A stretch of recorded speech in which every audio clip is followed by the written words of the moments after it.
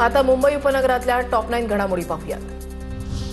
मुंबईमध्ये सीएसएमटी स्थानकाबाहेरील खाऊ गल्लीमध्ये व्यावसायिक गॅस सिलेंडरचा तुटवडा, दुकानदारांना इलेक्ट्रिक शेगडीवर जेवण करण्याची आली वेळ। सरकार मूर्ख बनवतंय, आमच्या समस्यांकडे सरकार लक्ष देत नाही, दुकानदारांनी व्यक्त केली खंत। ठाण्यामध्ये गॅस पुरवठा साखळीवर विशेष समितीची करडी नजर। समितीमध्ये पोलीस प्रशासन, जिल्हा पुरवठा अधिकारी तसंच सरकारी तेल कंपन्यांचे प्रतिनिधी असणार। ठाणे जिल्हा प्रशासनाचा 24 तास नियंत्रण कक्ष।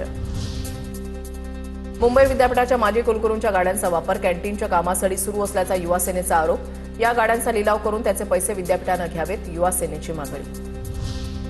आतापर्यंतच्या माहितीनुसार मिठी नदीच्या गाळ काढण्याच्या कामामध्ये 65 कोटींचा घोटाळा।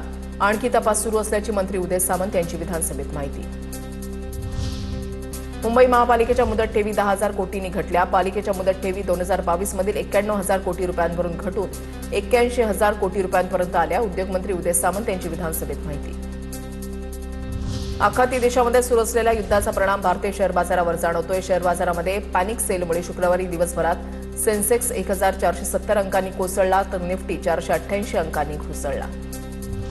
10वी आणि 12वीच्या परीक्षेमध्ये गैरप्रकार करणाऱ्या केंद्रावरील कर्मचाऱ्यांवर बोर्डाची कारवाई। आतापर्यंत वेगवेगळ्या जिल्ह्यातील 103 कर्मचारी निलंबित। बोर्ड काही परीक्षा केंद्रांवर कारवाई करण्याच्या तयारीत। मुंबईमध्ये 5 वर्षांमध्ये बसचे 100 बस मार्ग बंद। मुंबईकरांच्या बस प्रतीक्षेमध्ये पाऊण ते 1 तासानं वाढ। अपुऱ्या बस संख्येमुळे प्रवाशांचा संताप। सध्या सुमारे 400 बस मार्ग सुरू असल्याची माहिती। बदलापूर स्त्री बीच विक्री प्रकरणामध्ये आतापर्यंत 7 जणांना अटक। राज्य महिला आयोगाची माहिती। अमोल पाटील यांनी नाशिकमध्ये परवाना असताना ठाण्याची आयव्हीएफ सेंटर सुरू केल्याचं समोर। पुणे जिल्ह्यामधल्या टॉप 9 घडामोडींचा आता आढावा घेऊयात। पुण्यामध्ये गॅस मिळत नसल्यानं हॉटेल व्यवसायावर परिणाम। भाज्यांची मागणी घटल्यानं पालेभाज्यांच्या दरामध्ये 10 ते 20% घट। निर्यातीमध्ये अडचण येत असल्यानं पुण्याच्या साखर मार्केटमध्ये कांद्याच्या 50,000 पिशव्यांची आवक, पण निर्यात बंद असल्यानं कांदा उत्पादक शेतकऱ्यांना मोठा फटका। युद्धामुळे बाहेर देशामध्ये होणारी कांद्याची निर्यात ठप्प।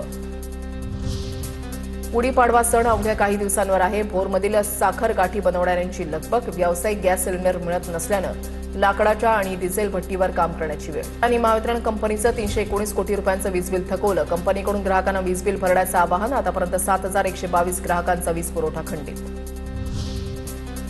पिंपरी चिंचवडमध्ये मोशी चौकामध्ये मद्यधुंद तरुणाचा मध्यरात्री मोठा गोंधळ। पोलिसांना तरुण जुमानत नसल्यानं अग्निशमन दलाला बोलावण्यात आलं। पुणे रेल्वे स्थानकावर अनधिकृत विक्रेत्यांवर कारवाई। वर्षभरात 58 लाखांच्या दंडाची वसुली। पाणी विक्रेत्यांना भेसळ पाणी वापरू नये यासाठी विशेष मोहीम।